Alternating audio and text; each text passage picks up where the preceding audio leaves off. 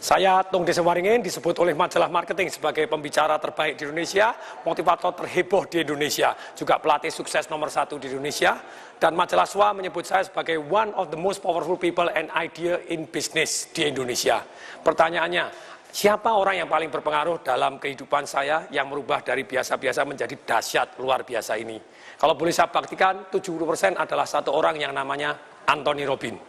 Sejak saya baca bukunya Awaken the Giant Within di tahun 1995 rangkumannya, kemudian saya beli bukunya tahun 96, kemudian saya beli CD-nya di tahun 2000, kemudian saya ikut seminarnya di 2001 dan ikut semua seminarnya saya habiskan gitu ya. Yang terakhir seminar Business Mastery di Melbourne itu saya harus bayar 10.000 US hanya untuk 4 hari 3 malam saja. Dan apa yang saya pelajari dari semua yang paling penting dari Anthony Robbins, baik bukunya, seminarnya, ada 3 hal yang paling penting yang akan saya rangkumkan kali ini. Satu adalah tentang pain and pleasure. Itu yang saya pelajarin dari Anthony Robbins. Ternyata manusia hanya bergerak cari nikmat, menghindari sengsara. Kalau kita jadi master, tuan dari pain and pleasure ini, kita jadi master dalam kehidupan.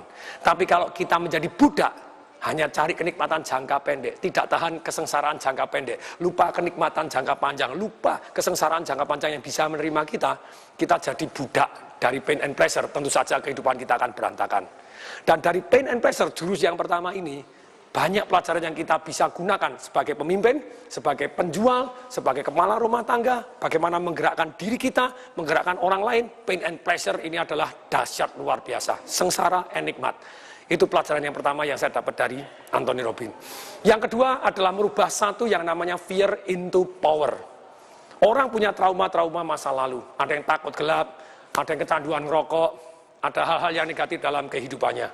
Bagaimana merubah fear into power ini adalah pelajaran yang luar biasa yang saya terima dari Anthony Robbins. Bagaimana merubah fear into power? Takut menjadi kekuatan, 3 hal doang yang saya saripatikan. Satu adalah tergantung gerakan kita. Dikatakan oleh Anthony Robbins, our emotion is created by our motion.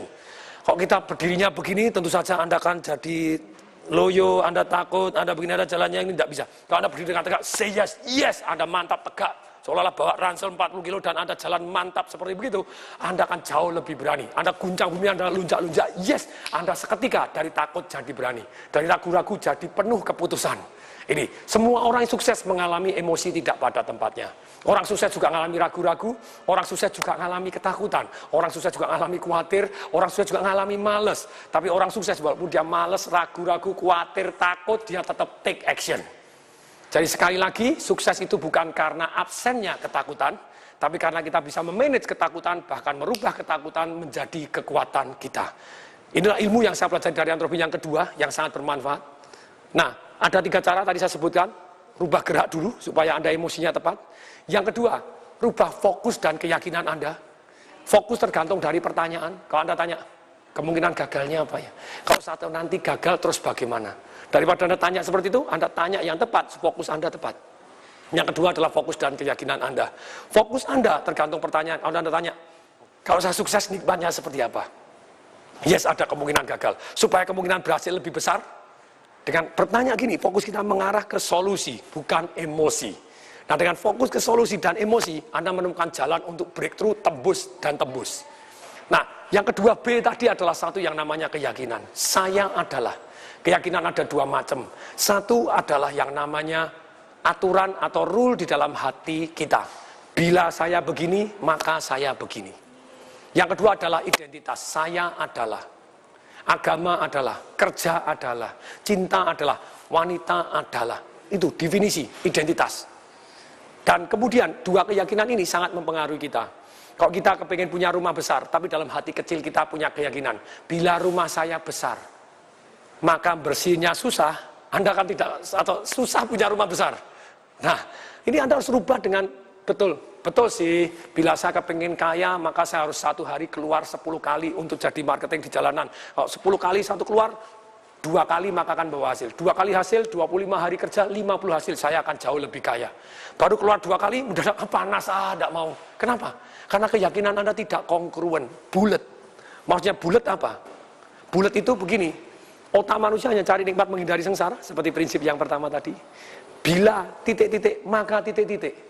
tidak bulat, positif dan negatifnya campur, otak Anda bingung. Otak manusia seperti magnet. Dia hanya mengejar kenikmat, menghindari sengsara. Makanya, kalau misalnya nikmat dan sengsara campur, dia bingung. Bila saya keluar 1 hari 10 kali, maka saya tambah kaya. Tapi 1 hari 10 kali kan panas. Ada yang ketidaknikmatan, sengsara. Otaknya bingung. Ya sudahlah, keluar 2 kali cukup. Akibatnya ya cuma 2 kali saja. Otak manusia, keyakinan ini bertanggung jawab sepertiga kesuksesan kita. Kalau kita belum sukses, bongkar keyakinan Anda. Dalam buku Financial Revolution saya bahas total tentang keyakinan ini. Kalau orang punya keyakinan, mau sih kaya, tapi uang kan akar dari segala kejahatan.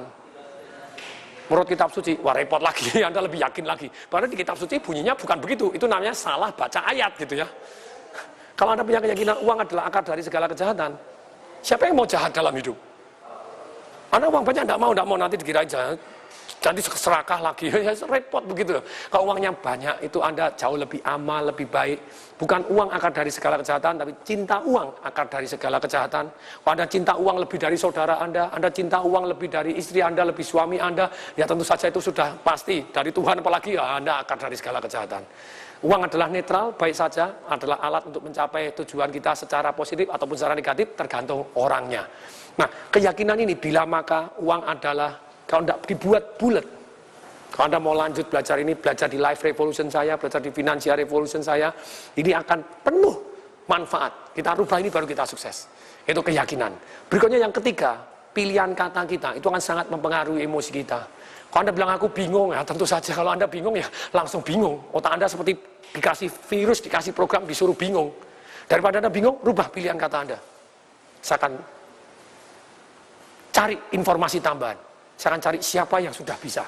Loh, kalau Anda ngomong begitu, daripada aku ngomong bingung sebentar, daripada bingung sebentar. Begitu Anda bingung, langsung diganti. Saya harus cari informasi tambahan. Dengan demikian, tentu saja mendadak seketika otak kita diarahkan, yes, saya harus cari informasi tambahan. Kalau Anda ngomong, saya marah, apalagi Anda mengatakan, kamu membuat saya marah, wah itu level yang terjelek. Anda membiarkan emosi Anda digantungkan pada orang lain. Ingat, tidak ada orang satupun yang bisa membuat Anda marah, kecuali Anda mau, gitu ya. Dan tergantung. Nah, pilihan kata ini sungguh sangat berpengaruh dalam mengontrol emosi kita, merubah fear into power. Pilihan kata ini akan sangat mempengaruhi emosi kita. Untuk itu, pilih kata-kata. Saran saya, lakukan puasa ngomong negatif selama 10 hari. Manusia juga dalam agama Islam Anda puasa 1 bulan. Kenapa tidak Anda puasa 10 hari ngomong yang negatif? Anda list kalimat-kalimat yang negatif Anda, yang mengeluh-mengeluh, dirubah jadi yang positif. Yang positif dirubah jadi dahsyat luar biasa. Sejak dulu saya ditanya, apa kabar? Dulu jawabannya baik, normal, dahsyat, mantap, gitu ya. Terus kemudian, Anda kata-kata apa yang biasanya Anda gunakan, capek deh, ganti. Harus semangat nih. Bilang males, daripada males Anda bilang, mau cas baterai. Sama sih Anda tidur-tiduran, sebentar mau males-malesan. Daripada aku lagi males nih, jangan, aku lagi cas baterai, sebentar lagi siap meledak. Beda toh. Anda bilang kalimatnya, aku ditipu, emosinya langsung drop, tidak karu-karuan. Lebih baik diganti apa daripada aku ditipu? Ongkos sekolah saya. Jadi daripada aku ditipu 10 juta, ongkos sekolah saya 10 juta. Saya seringkali orang melebih-lebihkan. Laku ditusuk dari belakang, kalau saya lagi terapi, saya lihat, mana lubangnya, tidak ada gitu, ditusuk belakang. Anda bilang, gangguin, tidak ada penusukan dari belakang gitu ya. Kalau Anda menggunakan kata, aku patah arang, ganti besi aja, beli yang baru. Jadi dengan demikian kalimat-kalimat ini, positif membuat Anda dahsyat luar biasa. Jadi jurus kedua dari Anthony Robbins, merubah takut jadi kekuatan. Saya rangkumkan 3 hal. 1 dengan merubah gerak, yang kedua dengan merubah fokus kita dengan pertanyaannya, dan 2B yaitu merubah keyakinan kita, susunan keyakinan kita. Uang baik adanya, gitu, yang tidak baik orangnya, gitu ya. Yang ketiga adalah pilihan kata kita. Pilihan kata kita akan sangat mempengaruhi emosi. Puasa 10 hari Anda ngomong negatif. Kalau nekat dalam hari ketiga, masih ngomong negatif berlarut-larut dan tidak pernah Anda ralat, kembali lagi hari pertama. 10 hari straight harus puasa ngomong negatif. Perhatikan perubahan terhadap nasib Anda. Perubahan kanan kiri Anda, betapa senangnya terhadap Anda yang baru, yang lahir baru, yang lebih positif. Ini yang jurus kedua yang saya belajar paling bagus. Setelah pain and pleasure, merubah fear into power. Yang ketiga adalah modeling. Itu yang saya belajar dari Anthony Robbins. Maksudnya apa modeling? Dia bilang sukses meninggalkan jejak. Satu cara untuk menjadi orang besar, bergaullah dengan orang yang besar. Sekali sukses bisa jadi beruntung semata. Kalau berkali-kali sukses, sudah pasti bukan beruntung. Dan berkali-kali sukses meninggalkan jejak. Kita kalau mau sukses, kerjasama, belajar dari orang-orang dengan orang-orang yang terbaik ini, tentu saja kemungkinan sukses kita jauh lebih besar. Nah, ilmu modeling, ilmu kalau bahasa kasarnya nyontek, kalau bahasa saya adalah ATM, amatin, tiru, dan modifikasi jauh lebih baik.